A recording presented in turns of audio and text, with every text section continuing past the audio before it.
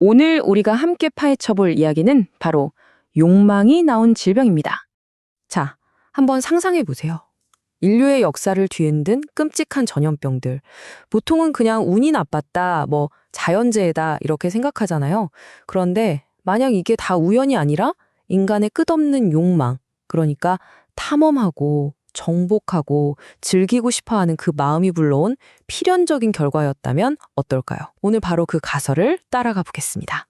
그 첫 번째 주인공은 바로 매독입니다. 신대륙 발견이라는 인류의 위대한 열망과 또 가장 본능적인 욕구가 만나서 끔찍한 비극을 만들어낸 거죠. 이 병을 일으키는 균 이름이 트레포네마 팔리디움인데요. 생긴 게 꼭 와인 오프너처럼 생겼어요. 일단 몸에 들어오면요, 우리 면역 체계를 아주 교묘하게 속이면서 온몸을 파고드는 녀석이죠. 그런데 이 끔찍한 병에 붙은 한국어 이름, 매독, 여기에는 정말 기가 막힌 이야기가 숨어 있습니다. 네, 맞아요. 매화나무 매자에 독자. 바로 매화꽃 병이라는 뜻입니다. 왜냐고요? 이 병에 걸리면 피부에 끔찍한 궤양이 생기는데 그 모양이 하필이면 저 아름다운 매화꽃을 닮았다고 해서 붙인 이름이래요. 정말이지 너무 아름다워서 오히려 소름이 돋는 그런 아이러니 아닌가요? 매독이 진짜 무서운 게 이 진행 과정을 보면 알 수 있어요. 처음에는요, 그냥 작은 상처 같은 게 생겼다가 사라지니까 에이, 별거 아니네 하고 넘어가기 딱 좋거든요. 근데 그게 함정이죠. 몇 주 뒤에 2단계가 되면 온목이 발진으로 뒤덮이고 결국 마지막 3단계에 이르면 이 균들이 뇌, 심장, 뼈까지 우리 몸의 가장 중요한 부분들을 파고들어서 사람을 완전히 망가뜨리는 겁니다. 자, 이 숫자 40%. 이게 뭘 의미할까요? 바로 선천성 매독에 걸린 아기들의 사망률입니다. 엄마한테서 병을 물려받은 아기 10명 중 4명이 태어나자마자 혹은 태어나기도 전에 죽는다는 거죠. 이건 정말 숫자가 아니라 비극 그 자체입니다. 아니, 그럼 이렇게 끔찍한 병이 대체 어디서 나타난 걸까요? 어떻게 15세기 유럽 전치를 순식간에 공포의 도가니로 몰아넣었을까요? 그 시작점에는 정말 역사적인 거대한 사건이 하나 있습니다. 가장 유력한 가설이 바로 콜럼버스의 교환입니다. 뭐랄까, 일종의 빅딜 같은 거죠. 유럽인들이 아메리카 대륙에 천연두 같은 끔찍한 병들을 옮겼잖아요. 그 대가로 혹은 그 보복으로 아메리카 대륙에서 유럽으로 건너온 선물이 하나 있었다는 겁니다. 네, 바로 그게 매독균이었던 거죠. 결국 문명의 교류가 재앙의 교환이 되어버린 셈입니다. 이 확산 속도를 한번 보세요. 정말 말도 안 되게 빠릅니다. 1493년에 콜럼버스의 선원들이 유럽에 발을 딛자마자 시작돼서 불과 2년 만에 이탈리아 전쟁에 참여했던 용병들을 타고 전 유럽으로 퍼져나가요. 군대가 최고의 전파 매개체였던 거죠. 그리고 더 놀라운 건 30년도 안 돼서 이게 아시아를 넘어 조선 땅까지 들어왔다는 사실입니다. 욕망이 퍼져나가는 속도만큼이나 질병의 속도도 정말 빨랐던 겁니다. 자, 매독이 탐험과 쾌락이라는 욕망의 산물이었다면 이제 두 번째 이야기로 넘어가 보죠. 이번에는 진보, 발전, 바로 제국주의와 산업화라는 욕망이 치러야 했던 끔찍한 대가, 콜레라에 대한 이야기입니다. 콜레라는요, 한마디로 물의 역습이라고 할 수 있습니다. 오염된 물에 사는 콜레라균이 우리 몸에 들어오는 건데요.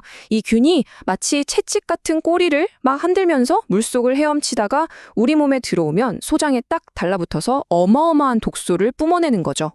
20리터. 이게 상상이 가시나요? 콜레라에 걸린 사람이 단 하루 동안 쏟아내는 설사의 양입니다. 심하면 자기 체중보다 더 많은 수분을 몸 밖으로 배출하기도 했대요. 말 그대로 몸에 있는 모든 물이 그냥 다 빠져나간다고 생각하시면 됩니다. 끔찍하죠. 콜레라가 진짜 공포스러웠던 건 바로 이 속도 때문이에요. 증상이 나타나고 몇 시간 만에 사람이 죽어나갔거든요. 여기 보시는 것처럼 몸에 물이 다 빠져나가니까 심각한 탈수가 오고 전해질이 부족해져서 근육이 멈추고 결국에는 모세혈관까지 터져서 온몸이 검푸르게 변하면서 죽어가는 겁니다. 어제까지 멀쩡했던 이웃이 몇 시간 만에 싸늘한 시신으로 변하는 걸 목격해야 했던 거죠. 원래 콜레라는요, 인도의 겐지스강 유역에서만 나타나는 풍토병 같은 거였어요. 이 차트를 보세요. 인도에서만 무려 1,500만 명. 상상도 안 되는 숫자죠? 그런데 이 지역병이 어떻게 전 세계적인 재앙이 됐을까요? 바로 영국의 제국주의, 그 정보격 때문이었습니다. 이 병을 전 세계 식민지로 실어 날랐고 결국 그 재앙은 부메랑이 되어서 제국의 심장, 바로 런던의 심장부를 강타하게 된 겁니다. 이 타임라인을 보면 콜레라의 진경로가 그대로 보입니다. 1817년 인도의 겐지스강에서 시작된 이 불길이 영국의 군대와 무역로를 타고 아시아 전역으로 번져나가죠. 그리고 마침내 1831년 유럽 대륙에 상륙해서 카이로, 부다페스트, 런던 같은 당대 최고의 도시들을 말 그대로 초토화시켜버립니다. 제국이 닦아놓은 길이 그대로 재앙의 통로가 된 셈이죠. 이렇게 끔찍한 질병들 앞에서 당시 사람들은 얼마나 절박했을까요? 어떻게든 살아남기 위해 뭐라도 해야 했겠죠. 하지만 그 필사적인 노력이 때로는 더 끔찍한 저주가 되기도 했습니다. 이거 보세요. 정말 말이 안 나오죠? 매독을 치료한답시고 썼던 방법이 맹독성 수은 증기를 들이마시게 하는 거였어요. 이걸로 죽는 사람이 병으로 죽는 사람보다 많았을지도 모릅니다. 콜레라는 더 황당해요. 설사를 멈춘다고 기름칠한 코르크로 항문을 막았다고 합니다.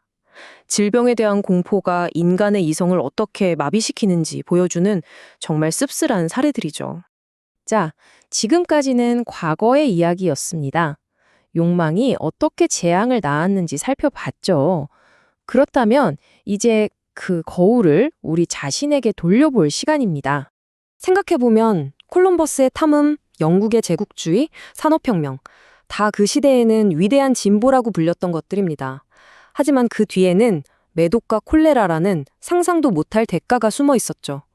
그렇다면 지금 우리가 쫓는 욕망은 어떨까요? 편리함, 더 빠른 속도, 끝없는 성장, 이런 현대의 욕망들 뒤에는 과연 어떤 예기치 못한 청구서가 우리를 기다리고 있을까요? 이 질문을 끝으로 오늘 이야기를 마치겠습니다.